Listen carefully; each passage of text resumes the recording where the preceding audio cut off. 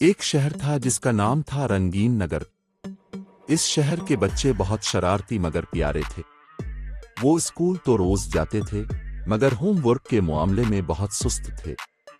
कोई कहता बाद में कर लूंगा, कोई खेलने भाग जाता और कोई मोबाइल में गेम्स खेलता रहता।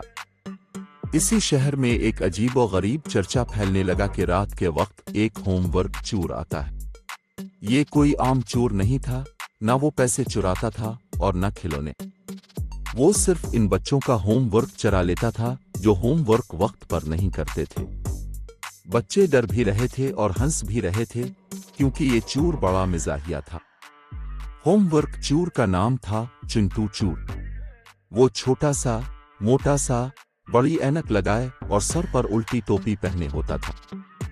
जब वो आता तो आहिस्ता आहिस्ता गुनगुनाता, जो काम करे देर से, होमवर्क जाए। फिर चोर के पास से वो बच्चों के कमरों में झांकता। अगर कॉपी खाली होती या आधा काम होता तो फौरन वो होमवर्क अपनी थैली में डाल लेता। लेकिन जो बच्चे वक्त पर होमवर्क कर लेते, चिंटू चोर उनके लिए चॉकलेट छोड़ जाता। इस बात पर बच्चे और भी हैरान हो जाते थे कि ये चोर सजा भी देता है और इनाम भी। अली, ज़ारा और हमजा 3 दोस्त थे। अली हमेशा होमवर्क टालता रहता, ज़ारा कभी कभी सुस्त हो जाती और हमजा ज्यादातर वक्त पर काम कर लेता था। एक दिन अली ने फिर होमवर्क नहीं किया। रात को चिंटू चोर आया और अली की कॉपी ले गया। अगले दिन अली स्कूल में बहुत शर्मिंदा हुआ, क्योंकि उसके पास दिखाने के लिए कुछ नहीं था। ज़ारा ने आधा होमवर्क किया था, इसका आधा चला गया। लेकिन हमजा खुश था, उसकी कॉपी मुकम्मल थी और उसके बैग में एक चॉकलेट भी मिली। तब तीनों दोस्तों ने संजीदगी से सोचना शुरू किया।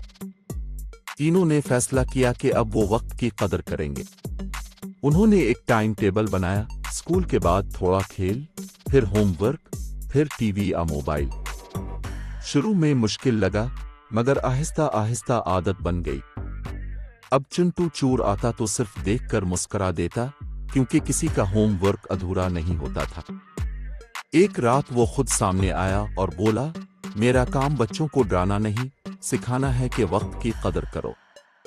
जो वक्त पर काम करता है वही कामयाब होता है। ये कहकर उसने सब बच्चों को स्टिकर्स दिए। इस दिन के बाद रंगीन नगर के बच्चे बदल गए। वो होमवर्क वक्त पर करने लगे, स्कूल में खुश रहने लगे और टीचर्स भी उनकी तारीफ करने लगे। चिंटू चोर अब कम ही नजर आता था, क्योंकि इसकी जरूरत ही नहीं रही थी। बच्चे समझ गए थे कि होमवर्क चोर असल में उनका दुश्मन नहीं, बल्कि दोस्त था, जो उन्हें वक्त की अहमियत सिखाता था।